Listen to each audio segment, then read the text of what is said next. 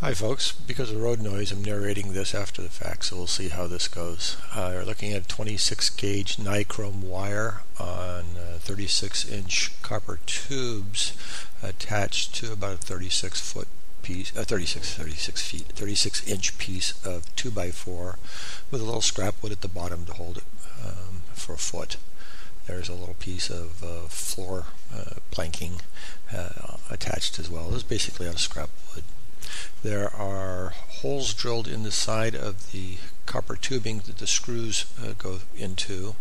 The screws serve as both terminals as well as to keep the tubes from turning.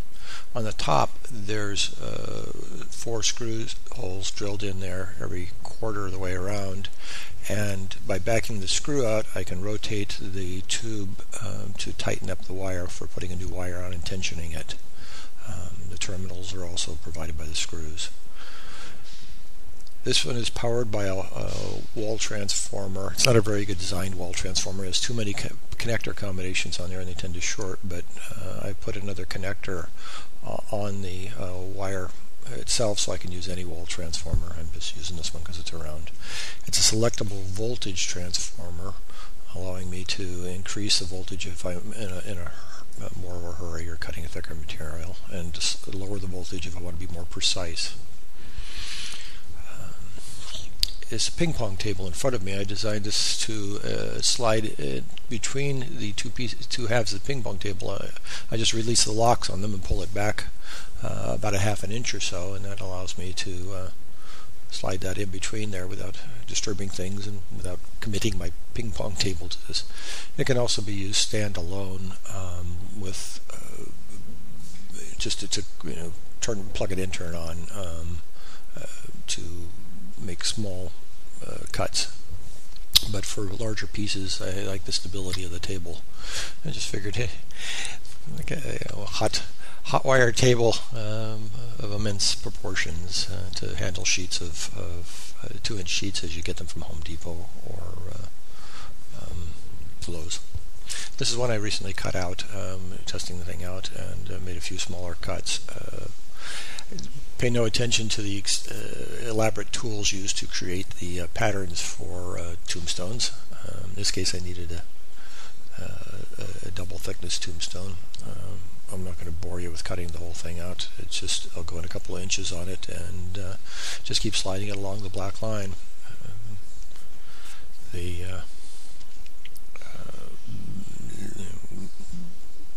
Truthfully, I got bored at this point, turned the thing up a little hotter, went a little faster.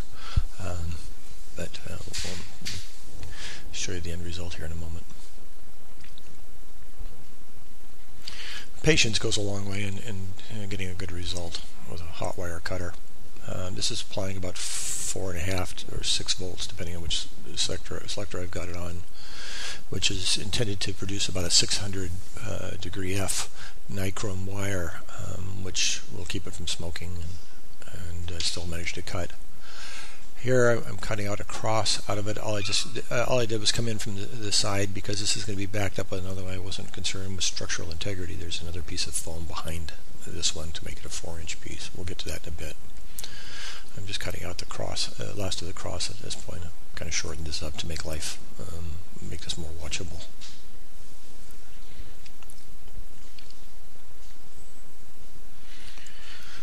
What I'm doing here is simply pushing from behind to push the cross up forward. It'll ultimately be glued in place, but now it protrudes from the face of the styrofoam as if I chiseled something out or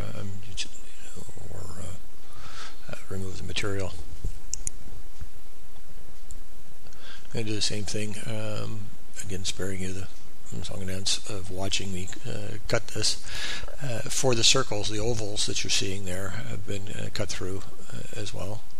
In this case, I'll pull them out, shave about 3/4 of an inch or so off of it, and put the oval back in. I'm going to put some small old-timey pictures of the deceased couple in the recesses. Although if I can find some small ones, I'm also thinking of a couple lenticular images that change as you walk by them. But anyway, so there's two of these being cut in there. It looks like I've chiseled it out, 3/4 of an inch or so deep. Has a nice effect. Next thing I'll do, is I'm going to put the front and back together. I use some wire rod. It could be coat hanger. It could be a long nail if you want, to stick through the foam to lock the front and back pieces together. Later they will be glued, but I don't want to glue them before I cut them. So I'm just cutting these off at about a little under 6 inches, so you could hold 3 pieces of foam together and still get underneath the bar at the for the hot wire.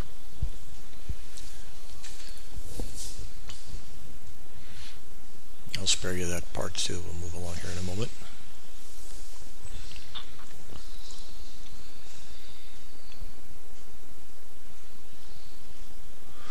There we go.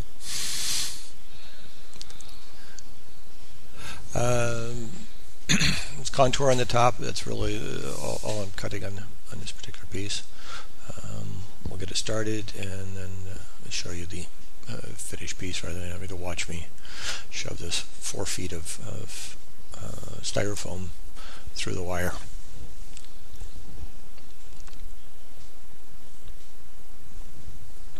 You notice that the edge of this, at the top of the arc, comes within about 1/8 of an inch of the edge of the styrofoam. You can cut this even thinner. I was astonished at how thin pieces you can shave off with the hot wire.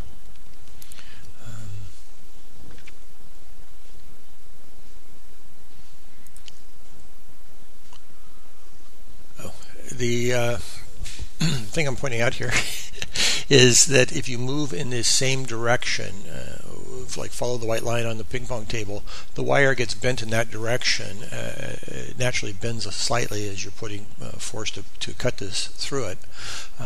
If you keep going in the same direction on your cuts, or if you need to change direction, stop completely, let the tension off the wire first. Your wire will give you a more perpendicular cut. It won't tend to cup and cut an arc out, or a kind of cup out the area. So just stop, rotate it, and then continue in the same cutting direction. Or if you want to make a 90, push left to right, stop, let all the tension off the wire, and then push up and down. These are the scrap pieces on there. It's just showing how thin the material is, with no problem. And that'll be one of the tombstones. I needed a specific size and shape for hiding another prop behind, and easy enough done on the ping pong table hot wire cutter.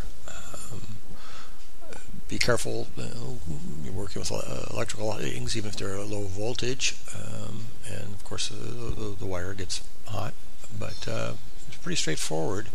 Check out Scuba Spook. Scuba Spook 1 on YouTube. He made one on a ping pong table with a wire strung horizontally, so you can split sheets of the material, 2-inch pieces, into 2 1-inch thick pieces. That's Scuba Spook, and I think I'll put it in the notes so you can see that as well. Take care. Hope you enjoyed this and learned something. Happy Halloween. That gives you some ideas.